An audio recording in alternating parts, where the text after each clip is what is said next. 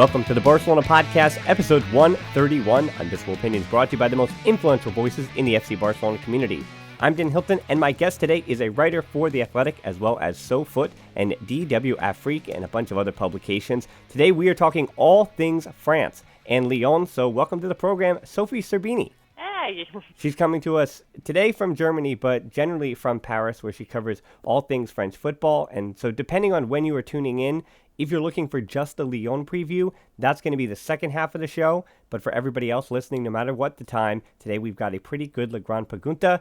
Today's La Grande Pregunta is French football overlooked?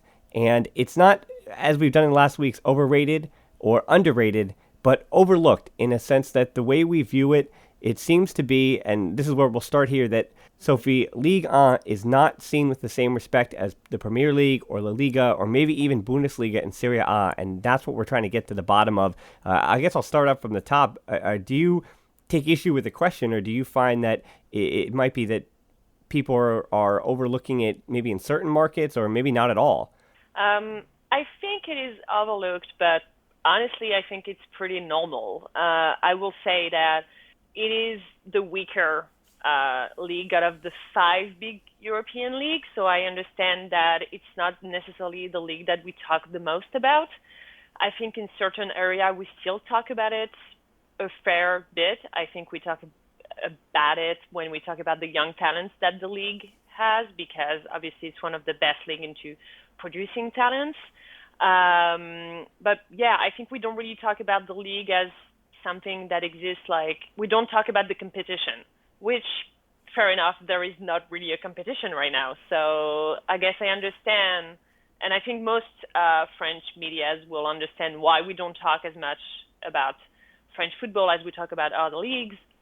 Obviously, certain leagues have the same problem. Like, for example, the Bundesliga or the Serie A are dominated by one side, mostly. But I feel like PSG doesn't really have the same status as Juventus or Bayern. And so maybe that's why we don't really see Ligue 1 as a real league, or an interesting and worth following league in terms of competition. Yeah, that point you bring up about PSG, that kind of leads me to my next question about is French football success measured by the success of PSG? And that does get you thinking about the fact that Bayern Munich and Juventus have gone farther and in the past have won the Champions League, while PSG have yet to get over that hump. And there is something to be said about the amount of time that PSG, and for the reasons for which they became a major club football power. Yeah, I think the problem is that PSG is a fairly recent club. I mean, it has existed for now a long time, but and they won a European Cup in the 90s, but obviously it became this huge club when the Qataris arrived. So it's fairly recent, and you cannot really compare in terms of status a new club, like a fairly new, rich club, to a club like Juventus or Bayern. And obviously, even though they have money, like you said, they haven't been very far in Europe. They still haven't reached the semifinals, which is crazy when you think about all the money that they spent.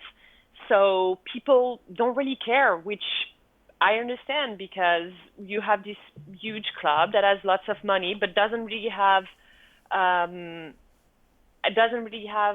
guess, the results to back this politic, and also doesn't really have, I don't want to say an authenticity, because that I'm not sure it means anything anymore in modern football. But when you pick Juventus, you know what they stand for.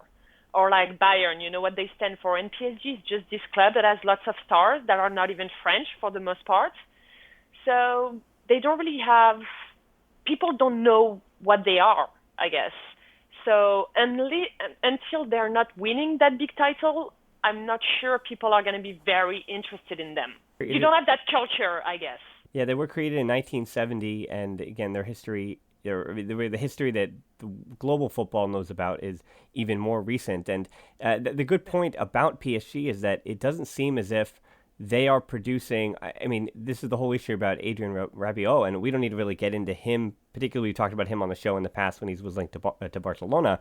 But other than him, even Kylian Mbappe is not we'll say one of their own. He was developed by Monaco. And I think while PSG is not exporting a ton of young talent to other clubs, that's what Ligue 1, in kind of a similar way that the Bundesliga did. They're producing tons of top-level talents, though, that are succeeding now. And particularly, I think of young center backs going to the Bundesliga, to Cologne or to West Ham. There's a ton of young center backs going other places and wingers, et cetera, all over Europe from Ligue 1. And I think that ties into the fact that there is a tremendous amount of young talent coming out of France. I'd say even quicker than what's coming out of Spain in La Liga.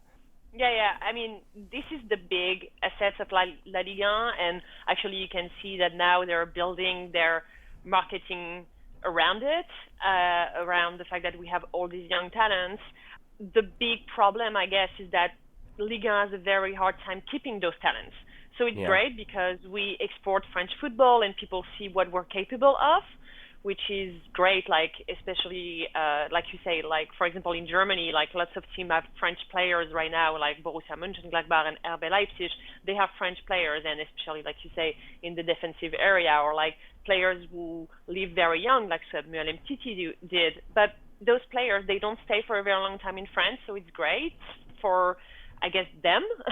But it's not very good for La Ligue because every year you have new faces. So it's very difficult for people to get attached to teams and to players because you don't really see them. So for 6 months, you're like, oh, I love Rennes because Ousmane Dembélé is so good. And then he goes away. So it's like very difficult to build, I guess, a fan culture, like especially abroad, because in France, people love their club despite the fact that those guys are going. But like, I guess for foreign, like people from different country who might like Ligue 1, it's quite difficult because you don't really know which team has which player from one year to another. So it's except PSG, obviously, because they just have stars. But it's quite difficult. Even a team like Monaco who won La Ligue 1, they sold Kylian Mbappé the next summer. Right. Like he didn't even stay a year after they won. And they sold him to PSG, which is... So I guess it's good, and it's a testament of how good the educational system works, and how we're able to produce so many talents. It's good for the French national team more than it's good for Ligue 1, I guess.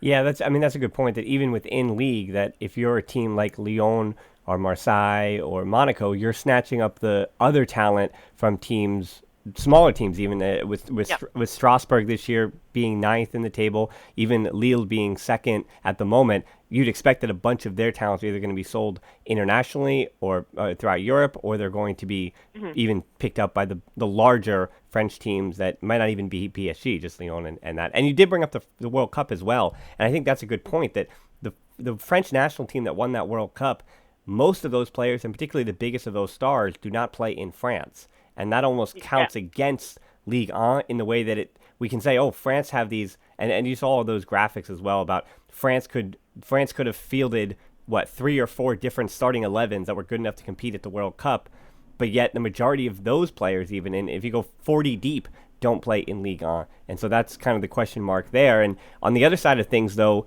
it seems like France is a place where, on the women's side of things, players want to play. That Lyon, we've seen, has dominated the women's side of late. So it's almost there is a contradiction there between the men's side of things, where everyone goes abroad and wins the World Cup, and then the women's side of things, where while the French women's national team is pretty good, Lyon has been the big side. Yeah, Lyon is the best side in Europe, has been for many years now, won the Champions League 4 times, I think, in the last couple of years. So I think the main difference is that for women's football is so the difference between the top teams in Europe and the, I guess, second-tier teams is so huge. And French football, and especially Lyon and PSG, have so much money compared to other women's side outside of Germany, because Germany has a good structure also, that, of course, you have all those women who are coming to those good side. I think the difference for the men is that Ligue 1 has less money than other leagues in Europe. So I guess it's a bit weird, but women's football is working better right now. even though the French national team doesn't work that much. So yeah, it's like it's completely opposite. Is that we have a very good men's national team, but a weak league, and we have a weak women's side, but like a very good league. So it's like it's a bit, yeah, it's completely opposite, which is quite weird actually. Yeah. Well, this is a Barcelona podcast, so I would be remiss if I didn't speak a little bit about FC Barcelona and their French connection before we wrap up La Grande Pregunta. Just listing some of Barcelona's French footballers, just of the current generation. There is a previous episode of the Barcelona podcast that was made, I believe, in July. It was over the summer. You can check back in the archives. We talk about Eric Abidal, Thierry Henry, going all the way back, every player that's ever played for Barcelona that's come from France. But the current contingent was Mane Dembele, who was formed at a combination of a youth club in Évreux, and then Rennes was where he made his breakout. Then he goes to Dortmund, so we think of him coming from Dortmund. Umtiti was Lyon, Clement Lenglet was Nancy, and then was formed in Sevilla. And I think people don't realize that he came from Nancy before that. And Jean-Claire Todibo, a young player, was both Toulouse, but he wasn't even at Toulouse very long. It was a much, much smaller club, Le Lila 93. And then on the women's side of things, at the Femini, Chiara Hamraoui she was all over the place, as we said. The power of French football, Saint Etienne, PSG, and Lyon is where she made her work for the majority of her career. But for that Barcelona French contingent, what do you think each of those, and if you want, you can even go down the list, what do you think each of those gained from their time in French football, and how did it form them as players? I guess one of the big things that we're talking about a lot in France right now, and especially about players like Ousmane Dembélé, is how good French football is for players who are very instinctive. You know, like players who are like we call them street football players, but I think it's a bit too much because Ousmane Dembélé has been playing football club for years. Like he didn't play in the streets that much, but he has still that, I guess, very instinctive football, and it's very surprising, and it's very different from how now in Europe every football player, especially winger, all look the same. They all play the same. It's a criticism that is mounting, for example, in Germany, where they think that every winger is the same, and I think like in France we let them be free, which is great for a player that Dembélé. We can be very surprising and make some very bold choices when he's on the pitch. Obviously that makes him maybe a little bit difficult to handle, I've heard. But I guess for attacking players, that's the main thing. And I guess for defensive player, it's a bit the opposite, but it's like we have in France a very, like, especially for the last 20 years, a big defensive culture, because we won the World Cup 1998 with like a very defensive side. So all those guys like Samuel Umtiti, they grew up like having a very strong, I guess, defensive mind.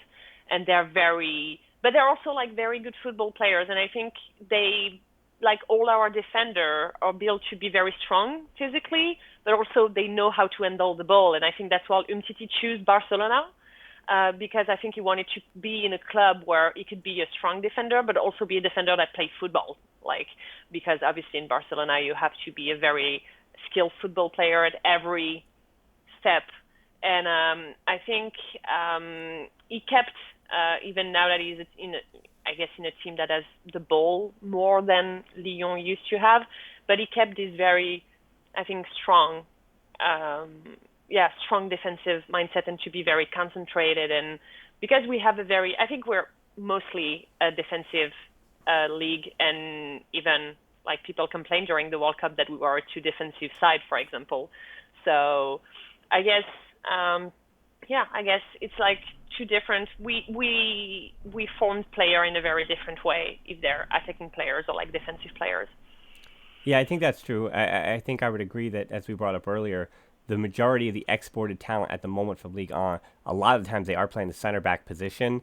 And the compliment to French football that you have to give is that even Samuel Umtiti, who was even playing for Lyon, was really an unknown for most Barcelona fans when he showed up, and they thought he would take time to develop. But he winds up having a breakout season in his first year. And even though Lenglet was at Sevilla, it's almost the same thing where Lenglet, we went, he'll be way behind Umtiti and PK, and it'll take some time. But Lenglet, we've seen with Umtiti's injury, has been, just as, not just as good. He's a different kind of center back. He's more forthcoming, if you will, or more reactive. and Umtiti is much more proactive, if you will. And so Lenglet has wound up being, we'll say, better than expected. And Dembele obviously is a young talent that we know is capable of becoming a world-class player. But that's the Barcelona connection, and I think we've kind of answered about being French football overlooked. So let's shift gears a little bit here to La Entrevista, where we're going to keep talking about Umtiti's old club in Lyon and just preview the Champions League match for most of our listeners when this comes out. It's going to be tomorrow, at least my tomorrow here in the US of A. But let's start with a story you actually wrote almost away from the matchup about Lyon, getting into the weeds of Lyon. And you wrote something for The Athletic a few months ago that while Barcelona fans on Twitter in particular like to be very curmudgeon-y and complain and think that woe is us about Valverde and the board and nothing is right and everything is uneven, the relationship between the fans, the manager in Bruno Genesio, and the club is certainly not a simple one. And it's a pretty complicated relationship is what you wrote. Yeah, it's a very, very complicated relationship.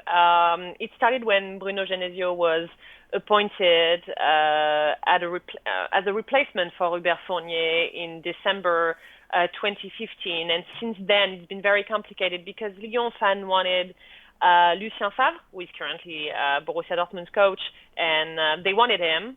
And they got Bruno Genesio, who is a very own product of Lyon and played for Lyon and also was an assistant coach before for Lyon. And since then, it's been very complicated because the fans, and especially on Twitter, where Lyon's fans are very important because, football Twitter, I guess, is very Lyon-oriented in France. I don't know why, but most Lyon fans are on Twitter. And they don't like him because they think he's not ambitious enough, that he lacks certain tactical skills, that he thinks too much about the best players but don't think at the team as a whole and doesn't have a sense, I will say a purpose, I guess, and that he never plays the same way from one game to another. And so they don't like him, and they've been very critical of him, which he doesn't like at all. He has taken it very personally, and then in the middle of this, Lyon's president is very important. His name is Jean-Michel Aulas. He's basically the most important man in French football. So, and he's very present, he's very in this battle, and he takes all the time Bruno Genesio's side, so the fans are not happy. So it's very difficult, and it has taken sometimes a very, very personal take, and Bruno Genesio is probably going to stay next year, and the fans are going crazy about this. It's been very difficult, especially because Jean-Michel Aulas loves being on Twitter, so he responds to fans directly, even though he's the president of the club. So it doesn't really help the situation, I guess. Well, see, Barca Twitter, they all think they're alone, but we are not alone. It seems like all of social media is burning all the time. That's how it works. But you mentioned there that Jean-Michel Aulas, I don't want to go too far, not only down the rabbit hole, but off what we're talking about here. But you mentioned Aulas is one of the most powerful men in French football. Why would be the president of Lyon be one of the most powerful men? He's the man who made Lyon into what it is. So when Lyon won the title 7 years in a row in the 2000, he's the man who did this. So obviously, even though Lyon is not as good as it used to be, he's still the man who made this big club, who has the record of title in a row. So he's very important. And also, since the president of PSG is not French, he speaks French, but he has not the perfect French, so he's not always on media. Jean-Michel Aulas covers, I guess, the media area because he loves the media. So. Right. And also, so I guess that's why he's so powerful. And he's been also the president of Lyon for the last 30 years. So he's been a mainstay in French football for many years when there are so many shifts, and he's the only one who's still here, I guess. Yeah. No, that makes a lot of sense, and that kind of encapsulates the point of Barcelona not being able to overlook Lyon, because while they haven't won, they might not be PSG in France, they still are a major, major club who have big ambitions, and they believe in the same way, in France at least, that they can win the Champions League, that they're not a small minnow side that Barcelona can throw aside, and it's the same way that they Barcelona made, again, the mistake against Roma, which is based in Rome, a major European city with a major European club in Roma. But one of the things on the field, at least, which somehow we've gone this long without talking about that, Lyon will be different in the second leg, and a big part of that should be Nabil Fekir. And how is Lyon a different side when Fekir is on the field as opposed to what Barcelona fans saw in that first leg? It's just completely different. Nabil Fekir is the brain and the heart of the team. Is that he's the best player, he's the most talented, but he's the guy who leads the attack, but he's also super smart, and he's the captain. And right now, it's very difficult for Lyon to play without him. So the result in the first leg was actually really, really good because Nabil Fekir is also so important in big games. He scored against Manchester City, he scored against Hoffenheim, he scored against Shakhtar. In Ligue 1, he scored against Marseille, he scored against PSG. So his stats are not like super impressive, but he's so important in big games because like mentally, he always believes in himself, which is so important for a side that is pretty young, like Lyon, because Lyon plays with a lot of players from the academy. It's not like it's not a side that has a lot of experience. So he's one of the most experienced players, even though he's only 25. He's the best player, but he's also most importantly the one who can make the difference. And especially in big games. He's not afraid. He's never afraid. He's like he loves his team. And that may sound dumb, but it's very important in games like this. And we saw it last week with PSG, who maybe liked a player who cared that much. And Nabil Fekir cares about Lyon so much that he always wants to be the best player on the pitch. And that always makes the difference, especially in important games. With Fekir coming back, though, does that affect what we saw from Memphis Depay in Barcelona in that first leg? We saw Depay floating almost in not a messy role, but basically being wherever he wanted to be across that front three and just working his way around the field. But does Fekir because he is that offensive attacking midfielder, does that then push Depay either to become more of a traditional center forward or out to one of the wings? Normally it pushes him to the wing more, but I guess that Depay still is a very free player, even when Nabil Fekir is here. It's very difficult to contain him in terms of tactics. He's like still most of the time like a free player who's just gonna go around, and Nabil Fekir is maybe more gonna be like in a very pure 10 position. Mm-hmm. And you had mentioned Fekir also scoring in those big matches, and two in particular that you brought up this year, Man City, PSG, getting results and beating those two teams in different ways, but yet Lyon is a pretty big margin behind PSG in the league on a title race. I know that all clubs are going to say we want to win every trophy possible. You get that, but I think there are realistic goals as well coming into a season. What do you think Lyon's goals were coming into the year? That's actually the biggest problem between the fans and the club, is that the fans, for example, want, because Lyon still has money and still has players and sometimes can beat PSG, so they're like, we should be at least close to PSG. Whereas Jean-Michel Aulas, so Lyon's president, is more like, we should qualify for Champions League. That's our goal. Our goal is to be in the top three. I mean, at best to be top two, second team, because normally they should be the second team, and to do a good result in Europe. I guess it's mostly like if we take the most objective, I will say that Jean-Michel Aulas thinks that that's what his team needs to do. But obviously when the fans see that Lyon can beat Manchester City or that they can beat PSG, they're like, maybe we should do more than that. And that's actually been a big problem. What Lyon wants to do, what they can do. It's like, it's this big thing where nobody agrees, from the coach, to the players, to the president, to the fan. Nobody really knows where Lyon stands right now. Is it like a rival to PSG, or is it just like a club who's like, we're second, it's not that bad compared to how much more money PSG has?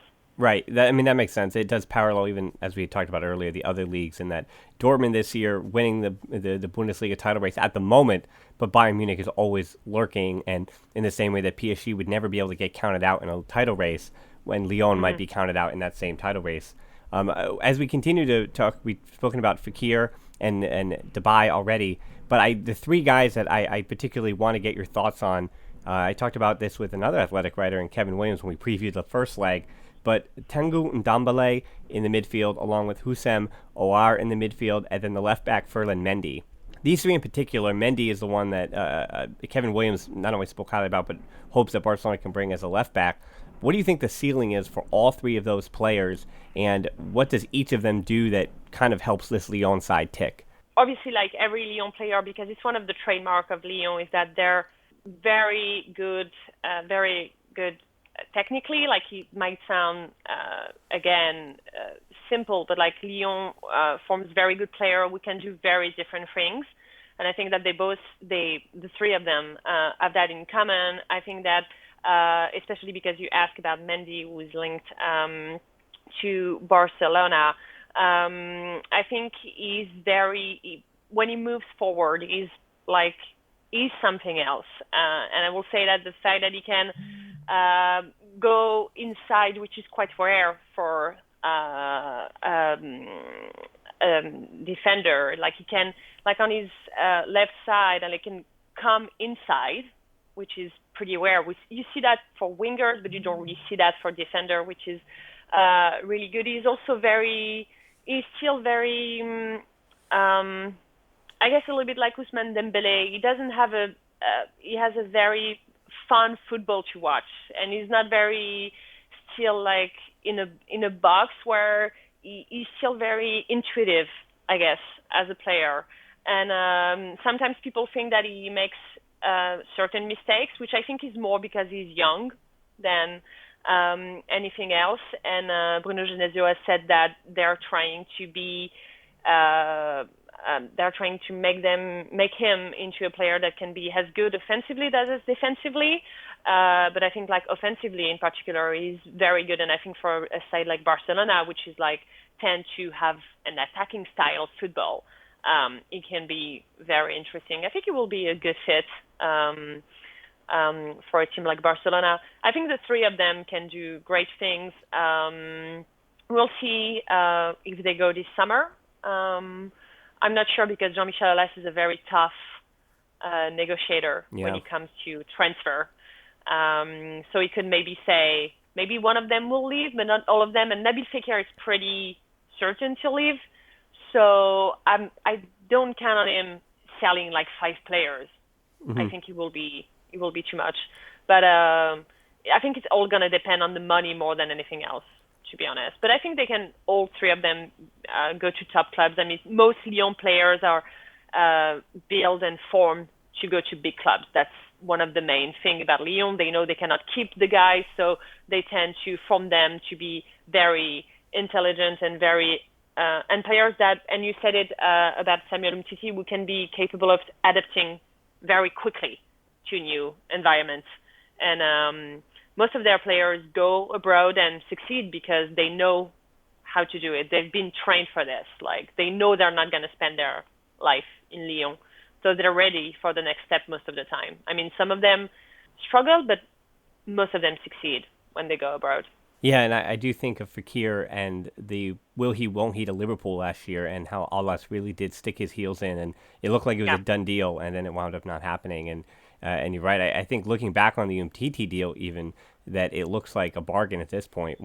Immediately when the figure came out and people didn't know about Umtiti, people said, well, I wonder if that's going to be a good transfer. But then along with Ter Stegen as well, you look at, they came from these, we'll say, bigger clubs in their home countries, but not necessarily world powers any longer. And yet they wound up being, again, world-class players for Barcelona in particular. And you did kind of answer the last question I was going to ask about what are the chances that Lyon can keep most of their important players. It sounds like, as you mentioned, they're not going to be able to keep all of them, but Aulas is going to make sure that he still has a core for next year, and they want to make sure they can keep everything together so that they're not, I mean, let's say they do get by Barcelona. Again, this is for those depending on when you're listening to this. Let's say they do get by Barcelona.